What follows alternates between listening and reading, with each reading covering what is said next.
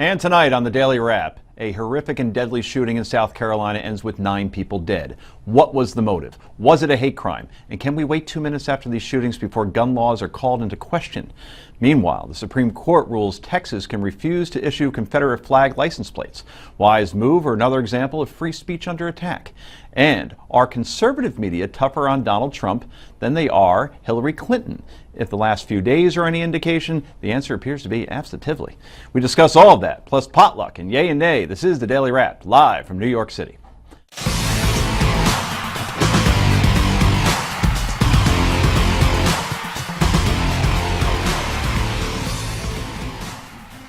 And welcome to the show, everybody. I'm Joe Concha, joined by Sirius XM radio host and senior political columnist for Forbes. Whatever, yeah, all those things. Right. I'm working too hard. Yeah, seriously, Rick, you do stay busy. What's your secret? Do I need one? Do I have one? No, probably not. You're just a spry. I certainly look my age, you know. That's true. He's 52, I was everybody. fishing there, guys. Come on. Yes. Oh, no, not at all. Not even I close. took the bait. He's 52. You can look at his Wikipedia page, trust me. Anyway, to his right, she is America's pundit and Philly attorney, Heather Hansen, wearing Carolina Panthers. I had a little tonight. mixing it up today. Well done. Joins blocking. us. And finally, editor of thewisdomdaily.com, Brad Hirschfield is here. Welcome back, sir, to you as well. All right, let's get right to the Daily Download.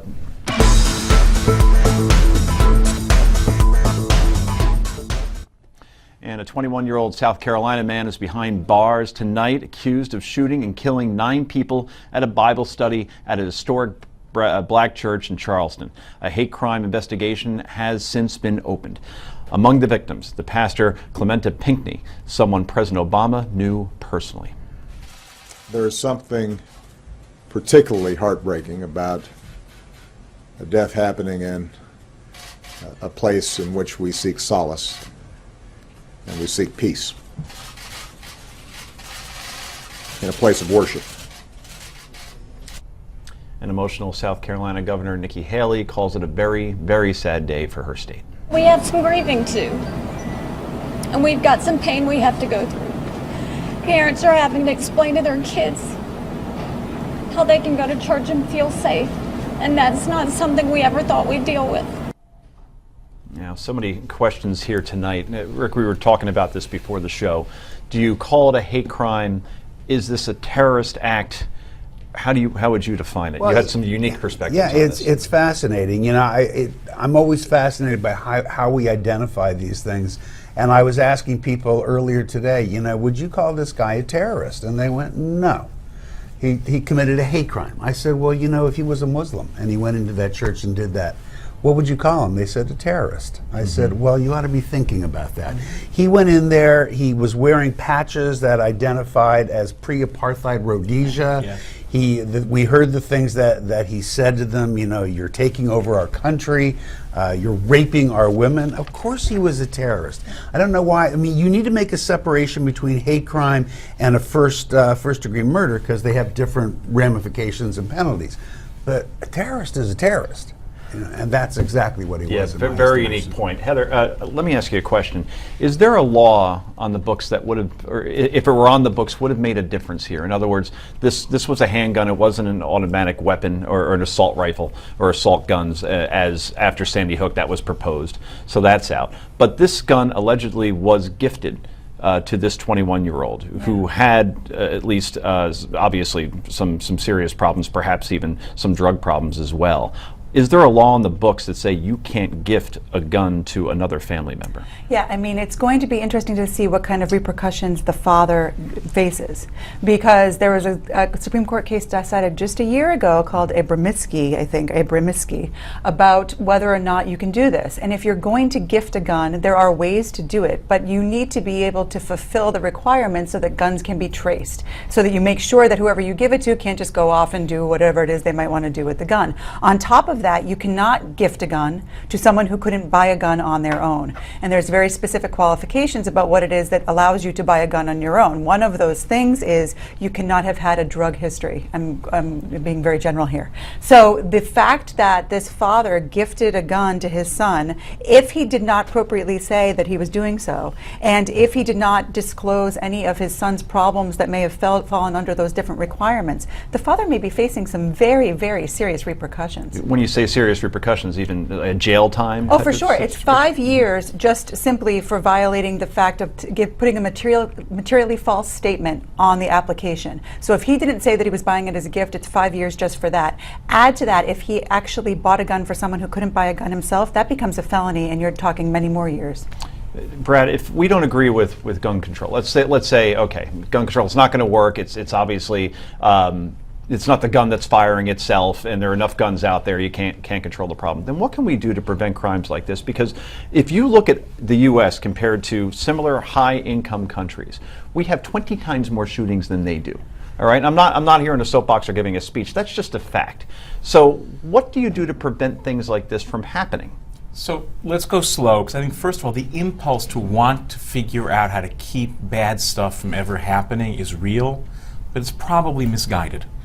In a free society, bad acts will happen. And as much as we imagine we can legislate them all away, I just don't think it's true. I think what's really important, what Heather's raising, is that if we enforce the laws we do have better, we could probably make a material impact. I think the point that Rick made is crucial. If we began to ask ourselves questions about how we relate to these bad actors, it would also make a difference.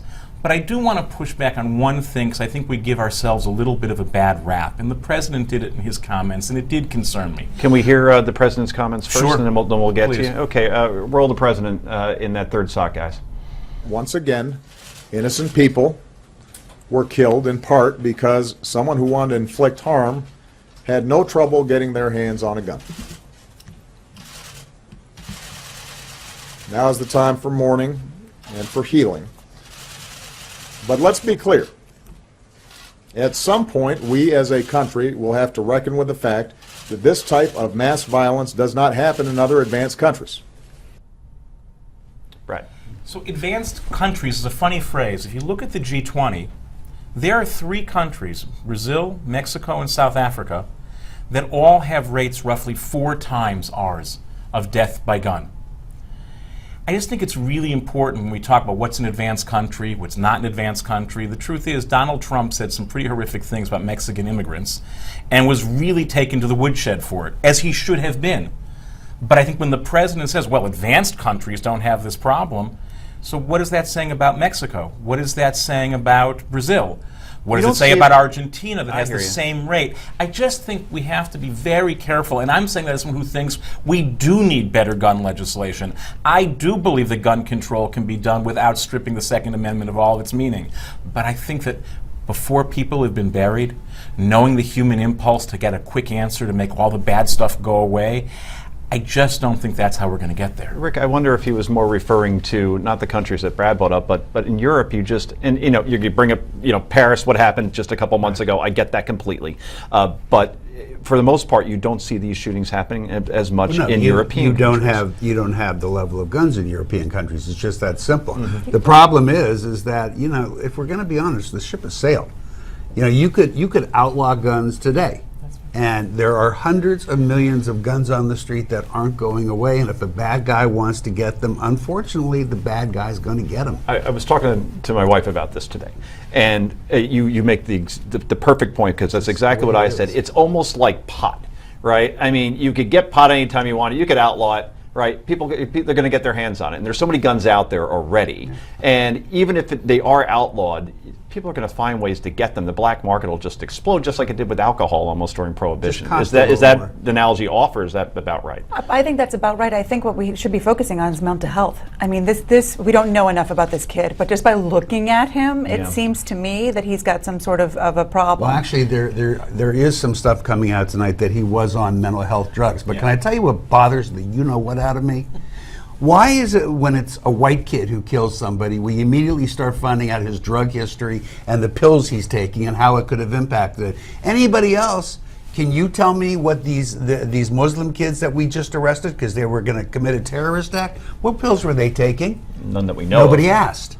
Right, but can we, if you don't mind, continue this discussion? Yes, because yes, there is yes, a lot yes. to talk about Yes. during our next after this next break. So coming up next, we talk more about South Carolina, Charleston, the tragedy today. Stay right there.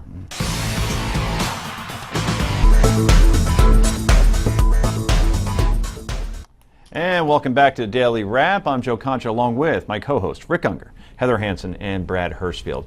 Let's continue our conversation around the tragedy in Charleston, and specifically around the racial aspect of this and mental illness. You brought up the point before that whenever there is a white man, or in this case, white young adult involved, we look to see what pills they may have been taking when that's not afforded perhaps to other races or other cultures. It struck me as we were coming into the studio, I saw a headline that was discussing what pills this guy's on. Mm-hmm. So, the implication being, well, he was mentally ill, and I'm sure he is.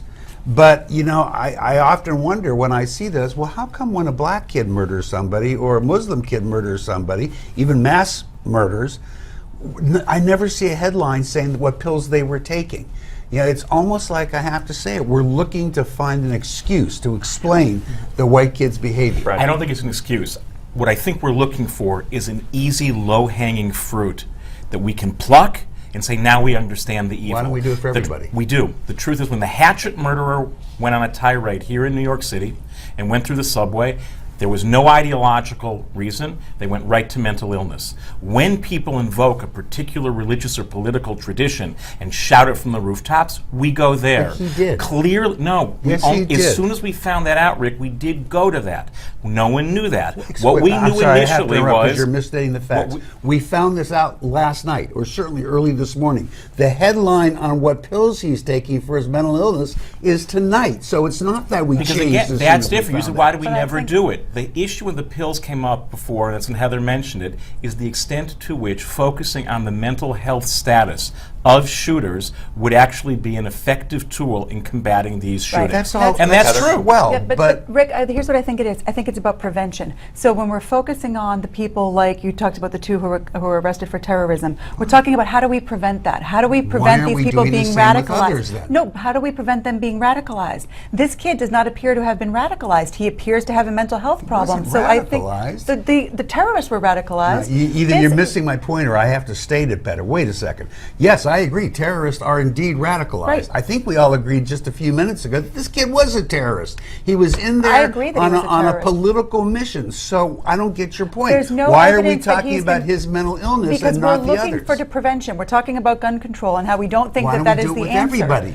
But the answer for him looks to be getting a better mental health program. Get That will help them too. I completely but the hear that. answer for the How terrorists. do you know that might not have been the answer for some black kid who was a mass murderer or we don't a have very Muslim many, mass murderer? You don't see very many black mass murderers. Well, that I is haven't not. The last counted couple them. of shootings, Columbine, young white kids. They It's were scary white because men. they all kind of looked alike. You know, the Columbine, then use Muslims. Aurora, Virginia How do Tech. you know that they're not crazy and on meds? Well, again, let's be careful, because crazy versus mentally ill are two different Fine. things. How do you know And they're here's not how you mentally know. ill and on meds? Just like we went to that with First this of all, guy. in the investigations, they do explore it. But you go to the first proximate cause. When someone has a coherent, if perverse, ideology that motivates their mass murder, that's the first place you go. this kid did. And no, Rick, if he had didn't have a said coherent KKK, ideology. If he had said go KKK, then we would be talking about how to He deal did. with that. No, he Look did what he not. said. He didn't point to a group. Wait, He pointed excuse to me. his no, beliefs. I'm sorry. Excuse me. He said, "You people are trying to take over my country. I'm tired of it. You're raping our women." Now, how is? I mean, it may be different words than KKK, but you can't argue it's not the same exact thing. It's not. It's not. It's going back to an idea as opposed to a group. Listen, I'm not saying that you're not correct. But when these terrorists are talking about they've been radicalized by a group, so we're Yeah. looking for prevention. How do we stop the radicalization? I take your When point, but you're missing mine. I take your point, I really do. But what I'm trying to say is, this kid did something very similar. Maybe it wasn't a group, although it was. He was talking about all black people hurting all white people, so that's pretty much of a group. But already tonight in the paper, they're talking about the pills he was taking for mental illness.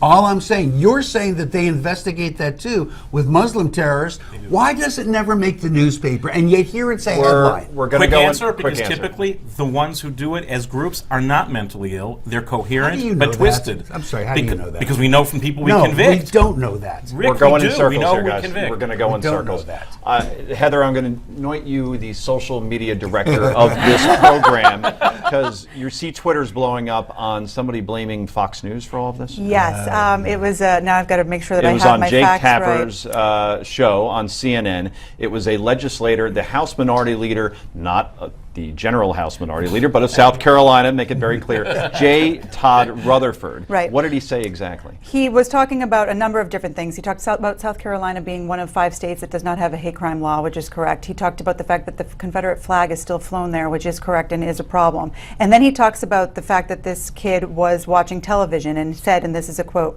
he hears that because he watches the news and he watches things like Fox News, where they talk about things that they call news, but they're really not. They use that coded language, they use hate speech, they talk about the president as if he's not the president, they talk about churchgoers as if they're not really churchgoers. And that's what this young man acted on. Well, he didn't just blame. I actually thought that he came out and blamed Fox News. He blamed a whole lot of things there. But Fox including News. But what's going to Fox stand out there, News. Rick, is that he took a major Fox media organization. Fox will make sure it stands out, and he shouldn't have. It was ridiculous that he said that. But it's it's not quite as just- bad as it Do originally you think sounded. any of those things that he mentioned, The even worst part taken is he's a collectively, led Democrat, to I'm this? sure. That's the real question. Do you think even collectively, all three of those, the absence No, of of a hate course crime, not. right? No. I That's mean, yeah, I'm not it's- defending it's the just guy. But irresponsible. it's, It's no, just, it's you more. know. It's worse than irresponsible because it perpetuates the hate. Because now we're talking about, oh, this is Fox News' fault that this There's started, someone and now to blame, 'cause exactly. That's again, everyone wants to Yeah, find but where we're, can I but blame we're at the ones this moment? doing it, because what we should probably be saying is among his list of blames was Fox News I and just this. read the whole No, thing. I understand that. You did. But what I hear everybody out there talking about is the guy blamed Fox News. Well, he did. But he also blamed this. And he Because blamed that's this, the and he biggest blamed entity this. within that sentence. because it's So gonna get the biggest that's gonna stand headline. out. Yes, and because Right. blame You know? begets blame. So people who watch Fox are upset at him and they want to blame him back, and it gets narrower and narrower until Yeah. we can't do anything This is smart. a government And this is the official. problem. This is somebody who represents He's a South moron. Carolina. He's a moron. And he's a moron. And again, these And the people worst haven't part even is been that dead it's for sad. 24 hours. It's sad. I mean, that's- We gotta go. Democrat. That's We the gotta worst go. part. We It's gotta sad. go. Pope weighs in on global warming. What did he have to say? Stay tuned.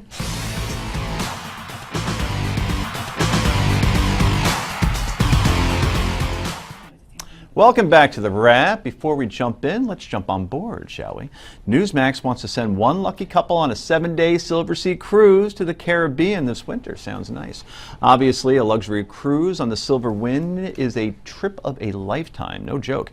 To win, you need to enter our sweepstakes. Visit newsmax.com/sweepstakes to enter. That's newsmax.com/sweepstakes. So, Pope Francis says the perverse economic system of the rich is exploiting the poor and turning the earth into a, quote, immense pile of filth. He's talking about the environment here, and he's calling for bold action on climate change. In his letter to bishops, the Pope says, and we quote, "Nobody is suggesting a return to the Stone Age, but we do need to slow down and look at reality in a different way to appropriate the positive and sustainable progress which has been made, but also to recover the values and the great goals swept away by our unrestrained delusions of grandeur." Pope Frankie for you there, Rick. Look at that. And didn't we talk about this yesterday? President Obama is praising the pontiff. We said this would happen. Let's get the quote up. And as we prepare for global climate negotiations in Paris this December, it is my hope that all world leaders and all God's children will reflect on Pope Francis's call to come together to care for our common home. That is from the president. And leaders on Capitol Hill also weighing in. Well, one thing we know about this Pope is that he's not afraid to challenge everyone's thinking on issues, frankly, one way or another. This encyclical stands as an urgent call for government to industry and the whole community to honor the responsibility to preserve God's creation. Hope Nancy's sore throat goes away at some point. Anyway, could the Pope have an impact here, or should he stay out of it, as Jeb Bush politely suggested on the campaign trail yesterday? Unger. Well, you know, look, as we discussed a couple of days ago, I was hoping there might be some new scientific information. There wasn't. I took a look. But you know what? If you wonder if we talk to each other off camera, we do. Heather and I were discussing this, and Heather made just a brilliant point, and I'm going to steal it, but I'm going to give her credit. I see he does that. Yeah. She pointed out that the Pope's real job is looking out for the poor. And I thought, that's so true. Yes, he represents all the Catholics in the world, but he really does have the role of looking out for the poor. And let's face it, if global warming is real, you all have your point of view on it, if it is real, who suffers more from the results than the world's poor?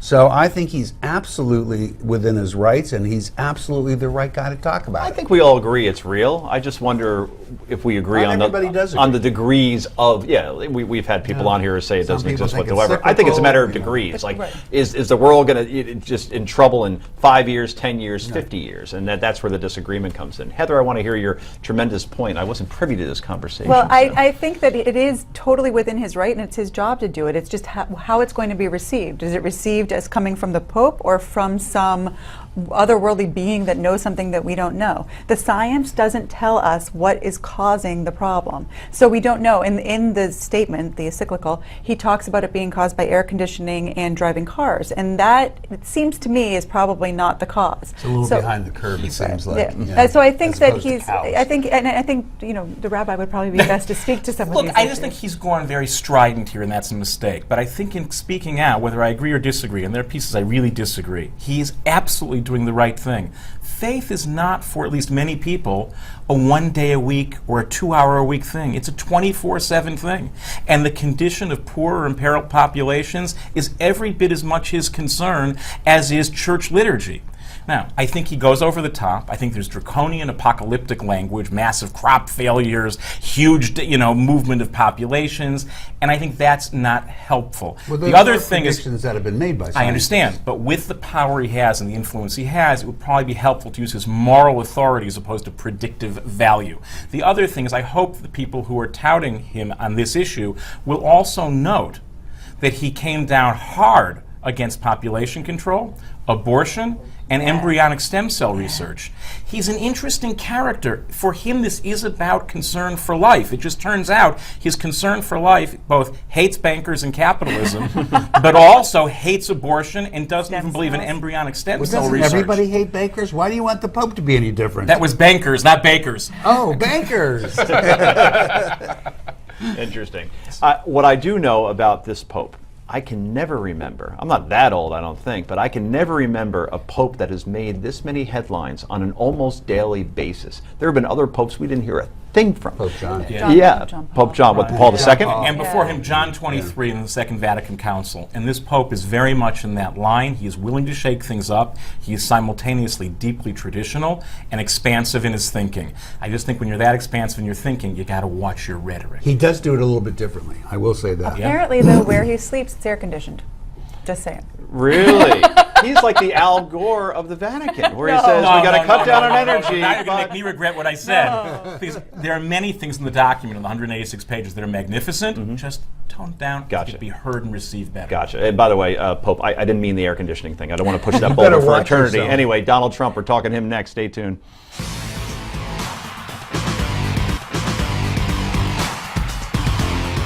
Donald Trump gave a 45-minute speech yesterday announcing he's running for president. 45-minute speech.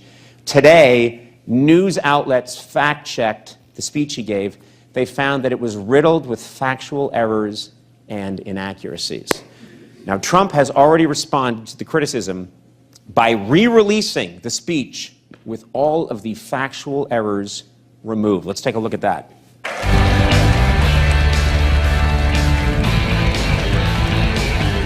Mr. Trump, you're not a nice person. I'm really rich. Thank you very much. I love Conan, but that was one of the worst outfits I've ever seen Allison wear. That was brutal, but yeah, that pretty much sums it up. I thought they'd show Rick during his fact check yesterday, but apparently not. Anyway, welcome back to the show. Donald Trump, obviously no stranger to media attention, both good and bad, and will continue to be a popular media target as his presidential campaign continues, even from conservative media outlets. In fact, Rush Limbaugh has taken notice of conservative media's lack of respect for the Donald since announcing his candidacy Tuesday, and he ain't happy. If the conservative media would hit would hit Hillary with 1/10 of what they're hitting Trump with. It might matter. It's incredible. Hillary Clinton gets more respect than Trump gets from the conservative media.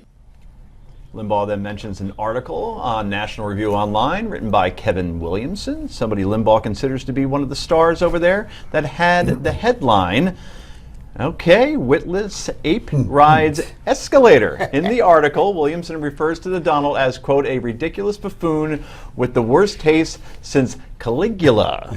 Caligula. He brings up his 4 bankruptcies, as Rick has, and even calls Trump's now closed Taj Mahal Casino in Atlantic City, quote, an aesthetic crime against humanity that is tacky by even the standards of Atlantic City. Trust me, I've been there. That's harsh.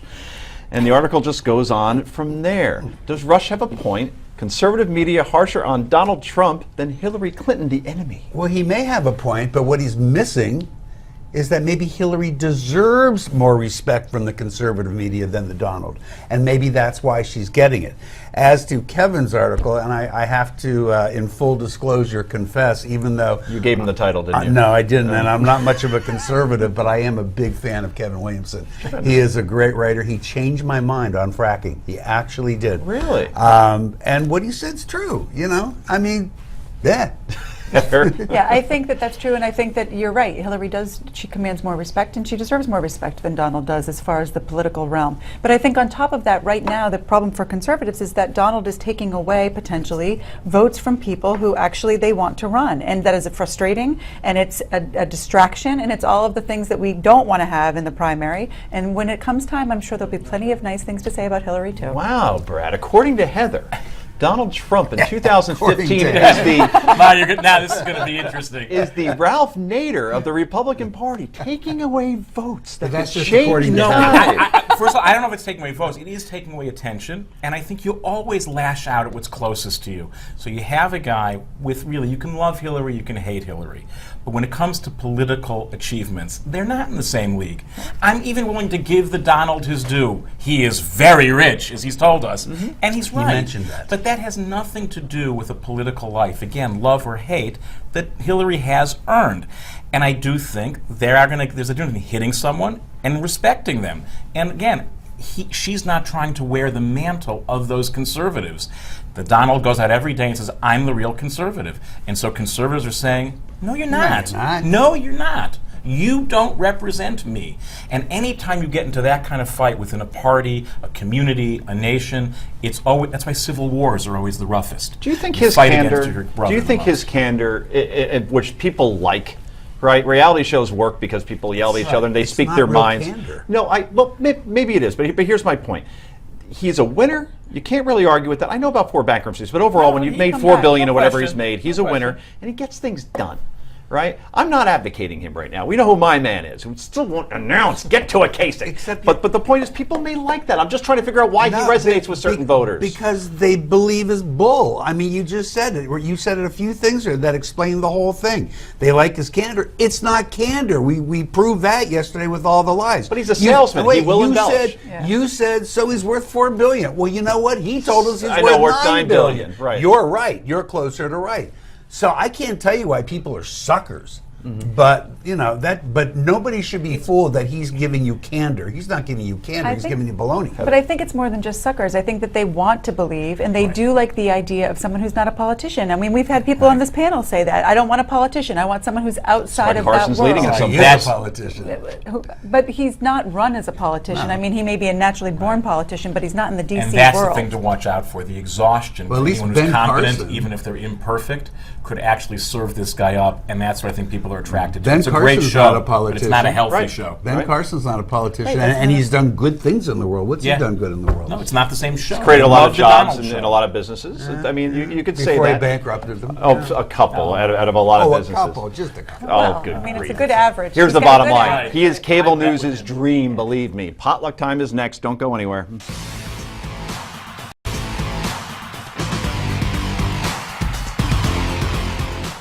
And welcome back to The Wrap. Before we get going here, we want to hear your thoughts on the issues we're talking about tonight. Go to newsmax.com. I'm sorry, newsmaxtv.com. newsmaxtv.com/comments and let us know. All right, it's potluck time. This is a part of the show. We go around the table, share our favorite stories of the day. If you are wearing a Panthers cheerleader outfit, you get to go first. It's color blocking, Joe. It's color blocking. I like it. Okay, my story is a young man, 18 years old, in London, Ontario, so he lived in Canada, had an iPhone, as many of us do, and it did not get stolen, but he left it in the back seat of a taxi.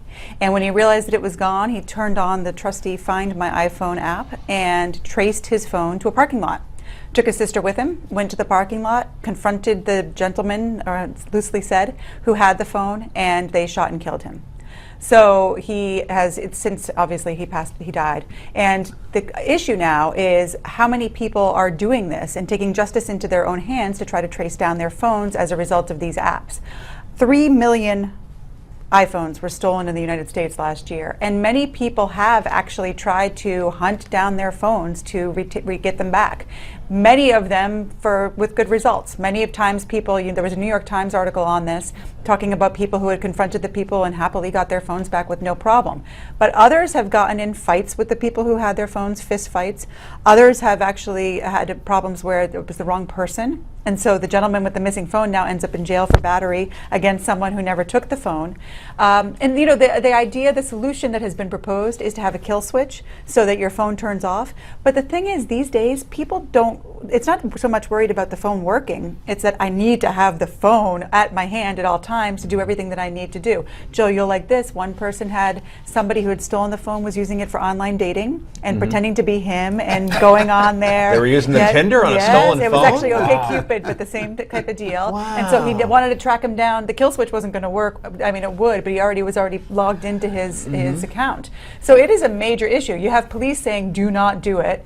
Call us if the phone's been stolen. But the reality is, police, it is not a top priority, and they're busy. And if it was stolen, violently, then of course they're going to pursue it. Sure. But if it was stolen because they picked it up off a table, it's on the bottom of the list of priorities. So it is definitely a problem. But this poor kid, Jeremy Cook, is an example of what can happen if you do this. So be very, very careful. It's a phone, folks. It's a phone. It's a More thing. than No, it's common not. people. Wait, I'm really attached. Buy I the get it, but insurance. that's an online identity issue, and it can't be tied to the phone. So if we want to talk about over-reliance on devices to carry our lives, that's fine. But at the end of the day, it's a thing. But go get you a can new go looking for it if you must, but to confront someone, it's a thing. Your life is worth more than that thing. To young people, or even adults, it's an extension of your hand. Go buy another one. No, I totally agree with you. You can But walk some down people, to the Apple store You know what I for mean? Then what we $150 need bucks to will start replace what doing you had. is we need to be as sophisticated with an ethics of technology as we are about the technology itself. And if we can begin to evolve that, we'll know how to say Is that it's a fancy hugely way important. of saying common sense? No, it's more than that, because it's common sense. It's got to catch up at the rate of technology. And it'll be uncommon sense that we're going to have to cultivate for a new era. there was a poll that came out not too long ago, or at least a survey. 67% of adults say they couldn't go 24 hours without their phone. 67%. Yeah. And that's why they're pursuing these people instead of just calling the Well, damn The police. best argument But that it's also- everyone should take one day a week and turn turn the off thing your phone. off. But there's one day a practical- Good luck. week, live without it. Good luck. Hey, I do it every week. Do you really? Absolutely. You're a I think rabbi. it's You got some wonderful, sort of right? advantage. Got to. Anyway. He has Yeah, no if choice. he had said otherwise, I would have reminded him Yeah. about Saturday. All right, Just- we But gotta it's a choice. move on. Pick any day you want. Just give yourself a day We off. have to move on, people. Anyway, it's my turn. And you have your phone. I see? do have my phone right near my it's side. I hysterical. sleep with it. It's true, and it's sick. Anyway, in a split decision, the High Court, this is my potluck, by the way. In a split decision, the Potluck ruled against the group's Sons of the Confederate Army, which asked the court to force the state of Texas to approve a specialty license plate with the Confederate flag. Writing for the majority, Justice Stephen Breyer says Texas is not violating free speech rights, saying, and we quote, "The plates are essentially government IDs, and ID issuers typically do not permit their IDs to contain, quote, messages with which they do not wish to be associated." But in the dissenting opinion, conservative Justice Samuel Alito wrote the ruling, quote, "takes a large and painful bite out of the First Amendment." By the way, get this, Justice Clarence Thomas sided with the liberal judges in this case. That's very interesting. The judges were divided on this one. Where do you stand on it?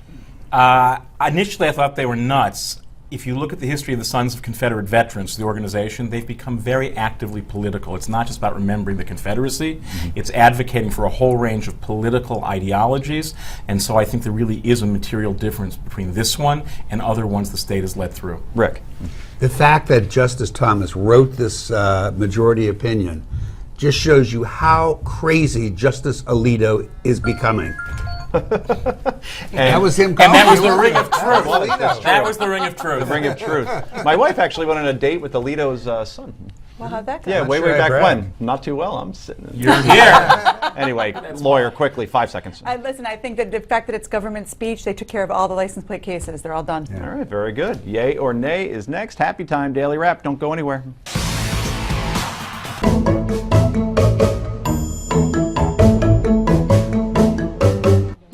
It's happy time, people. Welcome back to Daily Wrap. Time for yay or nay. First up, how confident are you in our government? What about banks, the police, or organized religion? Well, according to a new Gallup poll, Americans have lost confidence in basically everything. Look at those numbers. Congress at 8%. Confidence in newspapers, only 24%. For shame. Banks, 28%. We were bashing bankers before. The presidency, only 1 in 3. The Supreme Court below the presidency. Organized religion, there you go, Brad, 42%. And the police, after all the bashing they got this year, still above water at 52%. Now, we did say nearly everything. So, what do we still have confidence in? Small business and the military at 67 and 72%, respectively. Can Americans ever regain confidence in those other institutions, Rick Unger? They better. I mean, the country's developed an attitude problem. We've been through worse, folks, a lot worse. You know, read your history. It's not that bad. Phil Graham, Texas, said this back in the 90s. He got killed for it. He said, we're a nation of whiners. Are we a nation of whiners? You know what it is? I think that people feel like they're better than those other people. I think that people have a lot of confidence in themselves and they think they could do it better, which I don't think is a good thing, but I think that that's part of why you see those numbers. You believe lawyers were below water? I couldn't believe that. Oh, shocking. How I did- know. how did Actually, Asians Ireland- do it? Bottom of the sea, not below water. Yeah. Bottom of the sea. bottom Yeah. feeder. But I think what Heather said is really important. The two because the military scores highest when it's individual service people. And small business is a person actually building something. I think what we've gotten really good at is appreciating what people can and must do for themselves, but we're going to have to remarry that to what we must and can do together and can only do together. We'll only get there if we decide that rebuilding trust is more important than any one conclusion any of those institutions Very reach. well said. By the way, I should mention, 42% of people have confidence in organized religion. There was a subset to that. 94% had confidence in Jewish leaders. So I found that to be very interesting. What was the Am I in poll that on- category? That's what I want to know. How about organized crime? Is there much confidence in organized crime? Organized crime, they came in at 64%. Yeah, I There you okay, go. that They're sounds beating the about right. cops. Yeah, ever since Gotti went away, the numbers just dropped. Anyway, a former pilot of President Obama says all pilots should be armed. Retired U.S. airline captain Andy Danziger, who flew President-elect Barack Obama's campaign plane in 2008, says arming pilots is the only way to truly safeguard pilots from hijackings and other acts of terror.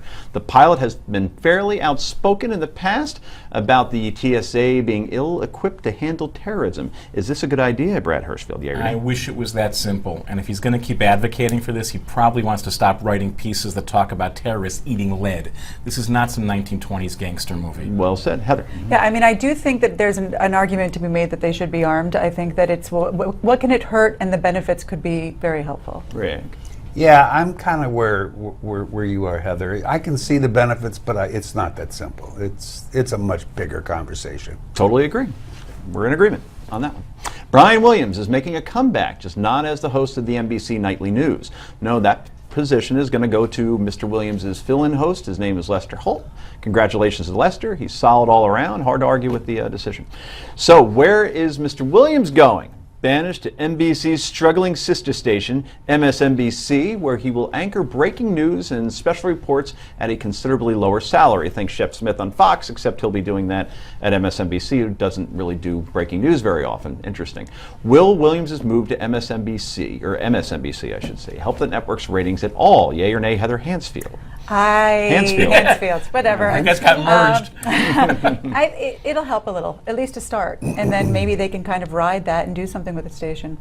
I think breaking news is perfect for him. It's going to be really hard to make up stories when you're breaking the news. It's a very good point. He never really lied in the air. He was always telling the stories Right. after Right. the fact. It's after right? the fact. Look, he's certainly less tendentious, even on his worst day, than most of their hosts are on their best day. So What was it's that well. word? What was that word? Tendentious. Oh, you want to define it for us, Yeah, us making humans? over the top, not entirely factual claims. I see. Wow. It's like the end of the O'Reilly Factor. He says the word of the day is tendentious. I feel There like you I'm go. with Eric Dyson, whatever his name Michael is. Eric Michael Dyson. Eric Dyson. Dyson. Yeah. An MSNBC host. Never met a 75-cent word he didn't love. I taught you something. They're good. Little And a no vocabulary for the charge. day. And on that note, we leave you. Great show tonight, guys. Very, very thoughtful, unique, thought-provoking. This is why we get the reviews that we do. Tremendous. Anyway, News Max Prime, J.D. Hayward. That's next.